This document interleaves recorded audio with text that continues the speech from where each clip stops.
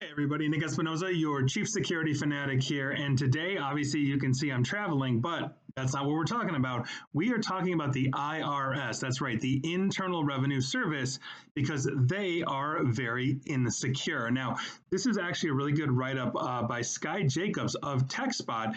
And here's what's going on, because the IRS and they continue to struggle to basically keep pace with the demands of modern day efficiency and security, thanks to its aging IT infrastructure. Now, this is something, interestingly enough, I've talked about in the past, but apparently it's a lot worse now. Now, this struggle has been exacerbated by the closure of the IRS's Technology Retirement Office. They were essentially responsible for managing and decommissioning all of these legacy IT systems, and they've essentially left the agency without a clear strategy for modernizing its technological infrastructure. And obviously, that's a huge problem. Now, the decision to close the office has been criticized in a new report by the Treasury Inspector General for Tax Administration, known as TIGTA. Now, they basically warn that without this dedicated program, the IRS is going to continue to struggle with rising IT costs and increased security risks. So essentially what we're talking about here is that ongoing technology debt, which we're about to talk about, not to mention cybersecurity. If you're not keeping your cybersecurity modern, I could probably teach a third grade class how to break into you. So that's obviously a huge issue. The thing is, though, is that the IRS has opted not to reestablish the office of the retirement, even though this report is pretty damning against them. So what they're planning on doing is actually integrating those responsibilities into their transformation and strategy office by September of next year. Remember, the government's fiscal year is September. And so obviously we are then, 13 months out from that. And that obviously raises questions then about their commitment to actually even addressing these kinds of challenges. And their track record, for the record, is not good. It's rather inconsistent at modernization. And so they, for years have had basically urging by government agencies to update their systems, and they've only successfully implemented 2 out of the 4 core strategies that they've known about for years to essentially attempt to modernize. Now, according to TIGTA, that report, the remaining 2 strategies were poorly executed and lack the necessary strategic oversight for managing legacy systems that essentially that defunct office was supposed to handle. So here we are, rock meet hard place for at least another year.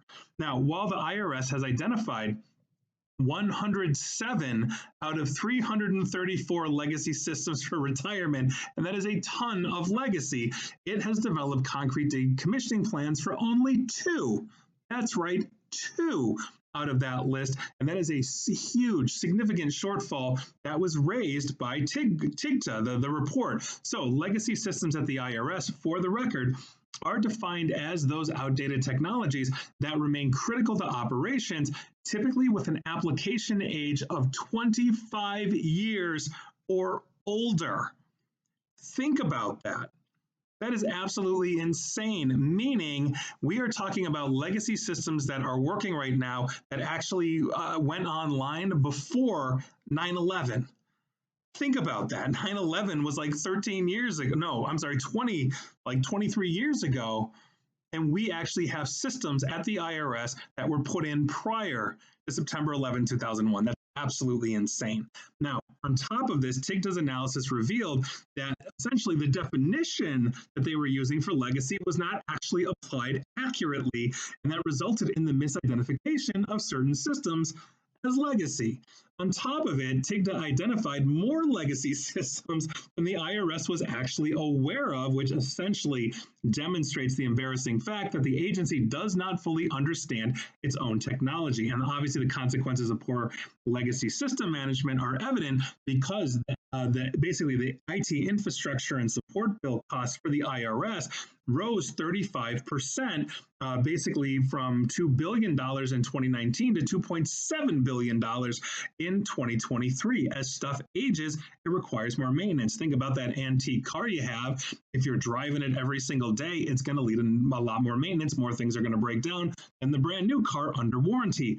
That's technology debt. At some point, The new car becomes the old car, and it's cheaper simply to buy a new one. And obviously, uprooting and changing, basically standards and practices and an old system to a new system also requires training. It's a huge lift, but the older and longer it goes, the harder that lift becomes. And so this trend, for the record, is expected to continue unless they actually start making an active push to retire these systems, and they're clearly not based on their stated plans. Meanwhile, the operations are dangerously close to breaking down due to this outdated technology. 33% of applications, 23% of software, and 8% of hardware considered obsolete, essentially for daily operations, meaning they are subjected to failure. Now, for the record, as a taxpayer, I don't think anybody's going to have a problem if the IRS breaks down and we can't pay our taxes for a year, but the government would. And obviously, that's not a good thing for the actual functioning of things like social services, infrastructure, all that kind of stuff. Now, some of these systems, interestingly enough, actually date back, according to the report, to the 1960s, and they rely on programming languages like COBOL and assembly that were developed in the 1950s. So, on top of it, the IRS therefore is facing a critical shortage of personnel skilled to maintain those outdated systems. The use of obsolete technology basically deters the agency from recruiting new talent. In other words, they're not teaching basically the people in college right now COBOL, Fortran, assembly, all this kind of stuff. And the people that know it are either dead or retired. And so that's obviously another huge thing. And the use of obsolete technology, basically, outside of this, is essentially meaning that they have long-term staffing challenges that are only going to get worse. And that's according to the Government Accountability Office that essentially looks into these things. And for the record, they're not the only ones that have these kinds of issues. Inspector General report found every agency was deficient. Our water and wastewater systems, my God, don't even get me started. They found the Department of State didn't even have good asset management. They couldn't find a lot of their assets, meaning to like a Chinese intelligence agent rip off the laptop, or is it sitting in a closet somewhere? They couldn't tell you. Like, these are things that are systemic in the government, and governments tend to move slowly. When they're making decisions, they're super tankers. They need miles to slow down and turn, as opposed to the swiftness of a business that can pivot on a dime. And so that's also part of the issue, not to mention the fact that I caught up in committee and then everybody argues. Right now, our government couldn't vote for a dog catcher. So these are all things that contribute to this. But the point of the matter is that the IRS, and think about it this way, has some of the most sensitive data on American citizens. We submit our taxes, which means they know exactly, how much we make, how much we're deducting, et cetera, not to mention social security numbers and all this other personally identifiable information. And so by virtue of that, this is sacrosanct info. It's why former President Trump did not want to release his tax returns. They're under audit. The IRS would not give them out with his consent, which is the correct stance for the IRS to take. But if the IRS gets breached and this stuff gets dumped, then we're all in the same boat, down. So this is a huge problem. It's only going to get worse. They're not really doing this. And if they're punting the ball another 13 months to September of 2025, this is a huge issue. And so by virtue of that, here we are. And there's no easy answer beyond it's really time to give the IRS a complete and absolute overhaul, and modernize their systems. Because when I'm reading things like 1960s, platforms that were basically running on languages written in the 1950s that I haven't seen used in literally decades, with the exception of one client that had a legacy system running that they weren't even using, was historical. This is a problem.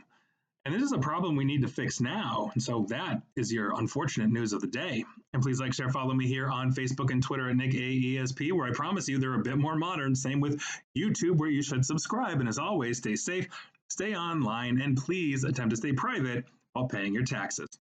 Take care.